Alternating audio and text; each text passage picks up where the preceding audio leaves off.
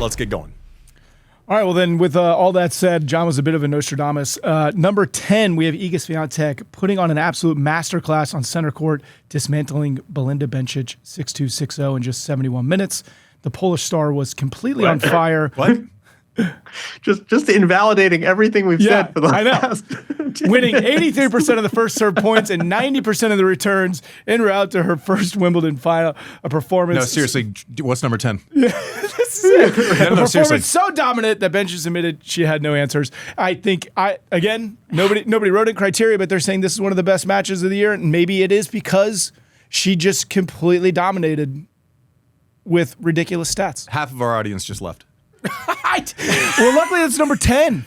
Oh my goodness! So this had more votes than the Mboko. We just referenced the Mboko Osaka final. According to our steadfast team of one person. All right. Does Iga's mom know that we only like one vote per entry? Yeah. Like, is there? Okay, so all 9 of our Polish listeners. So I'm assuming that if a semifinal can do that, a final will do that as well, right? Because it'd be crazy to have a semifinal dominant performance on there. Yeah.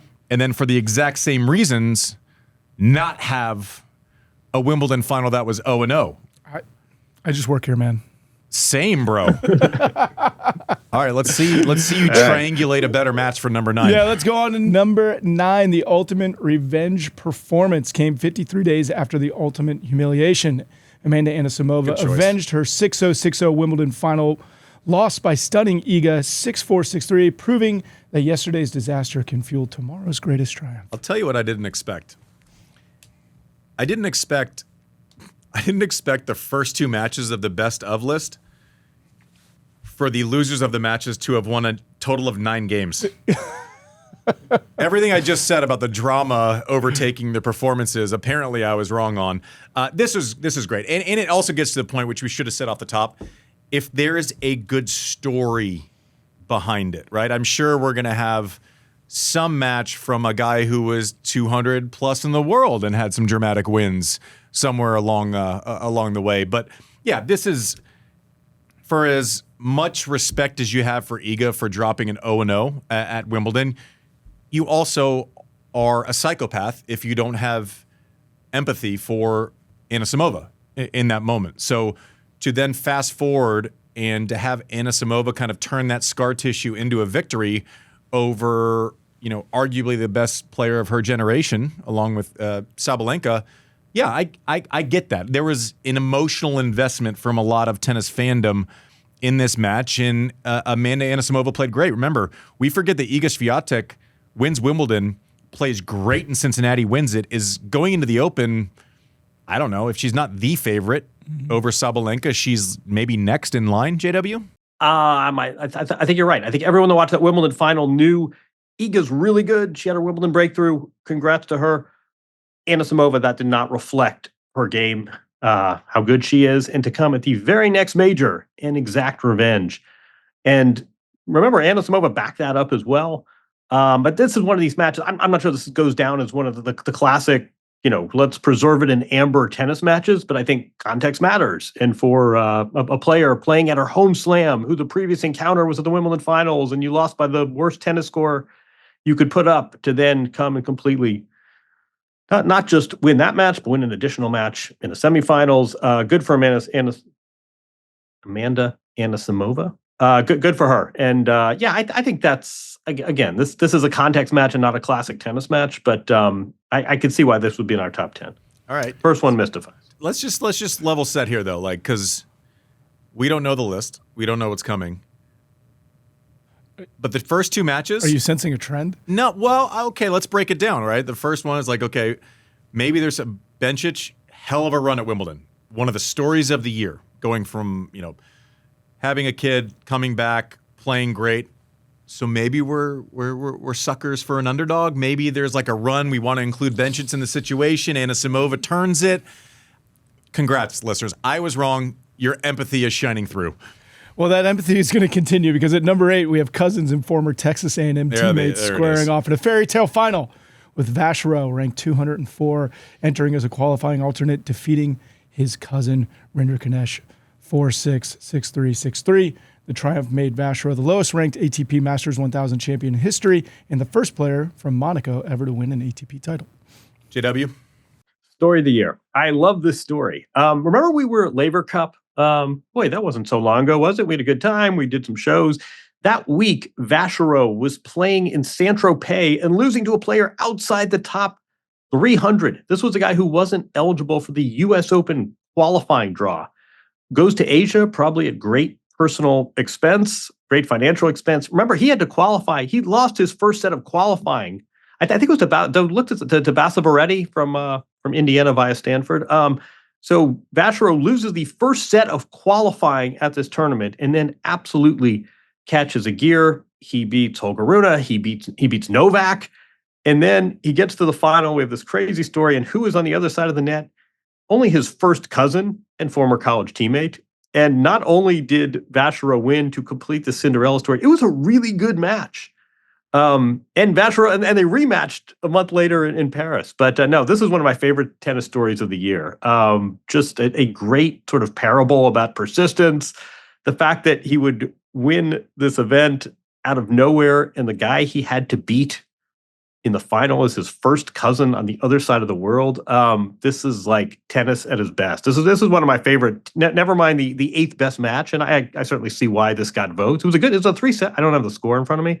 3-set or 2, right? It was a pretty competitive match. If memory serves. Yep, exactly. Yeah, this was going to be on the list, right? This would have been malpractice if this wasn't on the list. I don't know, and I want to spend some time on Vacherot too, because I think there's a couple of parts of this that are super impressive that haven't been talked about enough, right? So just the happenstance of Rinderknecht making a final of a Masters 1000, having his own breakout year, and then playing his cousin who's 204, them literally doing it the same day. Do you remember when, during the Andre episode, when he was talking about Andre Medvedev, and it's like, they're in each other's corner, they're like cheering each other on, and then it's like, oh, then the quarters comes, and you start kind of thinking, well, no, there's no way. After the last month of support that we've given each other, semis comes. Now, I mean, it's not going to be Novak, right? And then, like, I don't know if maybe they will, and I hope they do. There's a not nothing chance that these guys don't make a Masters 1000 final again, right? I hope I'm wrong. They're seemingly great dudes, great story. But just like you can't beat sports. You cannot beat the storylines that are created with sports, just the random nature of what happens, the momentum of you win, I win. Oh, that's funny. High five. All those little kind of momentum moments, I think, matter. Two things that need to be said about Vacherot, not just the 204 and how crazy it was. I think we all have a general understanding of that. The amount of time that he put in that week, the field that he went through. Do we remember that Jannik had to retire because of cramps? The first 3 days or 4 days of that tournament, of the main draw, all you heard of was how extreme the conditions were. Like, people, it was so hot. This guy, and this is a lesson for young players, for parents, for anyone that has anything to do with tennis. Had he not been ready, physically in shape, he would not have had this moment. So the tennis is one thing. Preparation meets opportunity. You better be prepared when the opportunity presents itself. That has not been talked about enough, right? Going through qualifying, it was 1,000,000 degrees in Shanghai. The fact that this guy had taken his lumps, and JW mentioned he lost to a guy outside the 300. I think he lost to someone outside of the top 800 in the previous 3 months before he did this. To keep the motivation and be professional and keep yourself in shape enough to rip off 10 days or 14 days of tennis at the highest level is an undersold part of this story. Wait, and I'll keep going with that, which is you lead this life when you're really sort of trolling for points and going all over the world, and you need durability, you need to deal with conditions, but you also have to back it up. So Vacherot wins this. I mean, if this is me, if this is most of us, and you win $1 million and you're suddenly in the big time, you're halfway down a bottle of Maker's Mark on the flight home. This guy goes to Basel, plays Taylor Fritz in the first round, and gives him I think it was like 7-5 in the third, gives him a really good match. Then he goes to Paris, beats his cousin again, and wins more points, finally loses to Felix, and suddenly, so not only is he like doing cartwheels, I mean, he's not doing cartwheels, he's going and backing this up, and now, listen to this, he's going to be seeded in Australia. This is a guy who at the previous major was not eligible to qualify, and now he's not going to play a player ranked higher than him to the third round. I mean, this is kind of the best of tennis, and we all want to be Carlos, and we all want to be Jannik, and we all want to be Sabalenka. For a lot of players, this is the guy to emulate. This is the inspiration. Yeah, and that was, you hit it on the head, JW. That was the second point I was going to get to, is actually maintaining momentum. Like, there's no chance this guy Vacherot did not want the season to end. By the way, the last thing he wanted was a 6-week speed bump. Like, he didn't want that. But season's too short. Like, massive lengthen props. the season. He's going to do a couple of things. He's going to give hope to a lot of people who are 200 in the world. A lot of people are going to play a year longer than they probably should.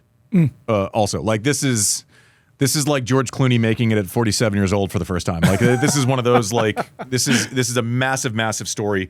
But yeah, I mean, listen, you couldn't write this. If you would have written it, if I would have gotten a script a month before it happens, like, I wrote this great ending. It's the two cousins playing the final. One's 200. I'm like, that's not real. That's so far. Yeah, like, it was this Challengers 2. Yeah. Get out of here. But to your point, JW, like, we can say it was a surprise. We can say all this.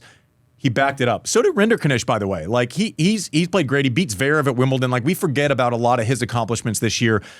Both of them, I think, fully understood the interest, fully understood the moment, were class acts all the way through. Rinderknecht had to be, if you tell him that he makes a Masters 1000 final, loses to a guy outside the top 200 in that opportunity, that's tough. Right? I understand it's a big jump, but also that's tough. He was a class act throughout the way. I cannot wait to see what happens with Vacherot next year. Like, you get out of that momentum build, and then you show up, and there's, like, maybe expectations for the first time in your career. I'm cheering for him. I thought it was a great thing, and I admired how prepared he was to actually execute on that moment. Well done. Yeah, the crazy thing is they had never faced each other before, and then they faced each other again like 2 weeks later. And so Vacherot is actually 2-0 against his cousin, so maybe we'll see some redemption next year. I've never lost to my cousin either. Big deal. There you go. Yep. Up next at number 7, an Australian Open semifinal. American Power meets Polish Precision in a 3-set thriller that launched Keys' title run. Madison Keys stunned second seed Iga, winning a nerve-wracking deciding tiebreak 10-8 to reach the AO finals. So obviously that means there's another one of these matches on this list, because I think these were probably two of the best matches of the year on the WT Tour. And I won't say the next one. We all know who Maddie beat in the final. I'm sure that's coming up, so we'll focus on this. But as far as consuming theater, JW, and someone who I think has been to the late stages, and we had Madison on. If you haven't listened to that interview that we had post Australian Open this year, go listen to it. Talk about being honest and self-aware. 12 out of 10 for her for that. But also erasing the question marks, leaning into the question marks, not only getting over it mentally, but you have to be pretty good physically to beat Iga Świątek and Aryna Sabalenka back-to-back. Iga played well. I'm just telling you, like, there were some matches throughout the year. The first, we kind of forget about the first 6 months now, post-Wimbledon title, but there were some struggling parts. Her losing to Coco in Madrid was, like, shocking, right? You're going, what? And not just because, obviously Coco won the French Open, but the scoreline was so lopsided. This was everything you wanted. It was a storyline you were cheering for. Maddie, one of the most liked players on either tour, going up against one of the greats. Can she finally do it? The electricity. And then the tennis actually matched it, right? They both played great. This is a no-brainer for this list in my mind. Biases, I understand my bias. I think Iga's great. I think Maddie's great. So I probably enjoy it more as a fan. This was a great match. Yeah. And I think I'm glad you hit on that, because this is one of these things where, yes, the context means a lot. And here's Maddie. I think she was like, maybe in the top 20 to start the event, 19 maybe. So this is not a player who people had going to the latter rounds of this tournament. She's towards the end of her career, we all know about the power, we all know about the athleticism, but she's had trouble in her career closing. She knows that. She of course is sort of team nice, and now she is locked in this battle against the younger, more accomplished player, and she just did not retreat. And I think you're right. I remember this match being actually probably qualitatively the better of the two wins for her. But in some ways, you could make the case at the time this was the biggest match of her career. Yes, she was in a U.S. Open final, but that was sort of an awkward affair almost a decade earlier. At this stage in her career, I would make the case this was the biggest match of her career, and she absolutely stepped up. And it was a third set tiebreak, right? Yeah, and I'll tell you, JW, to your point, I felt way more nervous when I didn't know how many chances I had left at slams. Right, I would feel the weight of what if, can I get there? Like the anxiety kind of consumed me more than the first slam you play or the second one or a semifinal or a quarterfinal. Early on in your career. So I think for sure, if you get the opportunity and you have, a fair amount of years of potential scar tissue and having to listen to your own narrative and, agreeing with maybe certain parts of it, knowing you have to overcome it. Yeah, absolutely. You're squeezing a little bit tighter. There's no doubt. I mean, we talked about it with Zverev last week's show. Like there absolutely is an element of that. And to kind of, you can't push it to the side because that's not realistic, but to deal with it in real time and still be able to push the chips forward. This was a great match. Not just a great story like the Shanghai, but a great match for every reason. On to number 6, the Wimbledon final between Iga and Amanda Anisimova. Iga delivered the most ruthless performance in modern Grand Slam history. 6-0, 6-0, double bagel in just 57 minutes. The dominance gave Iga her first Wimbledon title and 6 major title and 6 finals appearances, and also introduced the world to strawberries and pasta as a superfood. Gross. Not the match. The strawberries and pasta. Hey, listen. The match was pretty gross too. I didn't think I didn't think the Checkers were going to go this direction, right? They are valuing performances. Yeah. Right. You go and smother someone 0-0 in a Grand Slam final, especially in the slam that everyone on earth rightfully agrees that is your least likely to win, right? Like Iga Świątek was not supposed to win Wimbledon. She didn't play her best during the clay court season. She was not the dominant force on her best surface, so obviously that means she's going to go onto her worst surface and be dominant, right? Right? Bueller? Anyone? Great performance. I'm happy we are valuing performances, even if it's at the expense of 2.5 hours of entertainment value. JW, too high? Yeah, I'm, God bless you. We all stand in great admiration of Iga, what she's done, big picture, what she did at Wimbledon, as you say, coming back from this sort of very strange, this was not a great year for her. She did not defend in Roland Garros. Then she goes to this tournament where she's had the least success. It seems almost kind of as though she's psyched herself out by the surface, and she absolutely conquers it. Great story. As matches go, this was a rough watch, and Iga was great. I mean, she lost 2 games in the last 2 rounds of Wimbledon. Like, hats off. But it was so obvious, even to the casual fan, how paralyzingly nervous Anisimova was. I'm baffled that this makes its way on. Great achievement. God bless Iga. How in the world is this a best match? I'm not quite sure. Yeah, I don't disagree with your points. I will say, when you are nervous going out for a Grand Slam final, and then from the word go, someone has a game plan and the ability to execute it immediately, guess what that does to your nerves? Doesn't make them better. You feel lost. And you saw about 5, 6, 7, 8 games in, you could see the narrative shift to like, oh, I don't know if I'm actually still in this match, but please let me squeeze a game. Like, also, honorable mention, you said most dominant, in Grand Slam history, all that. Steffi Graf, 1988, Natasha Zvereva also won 0-0 in a Grand Slam final. Probably also not one of the best top 10 matches of that year.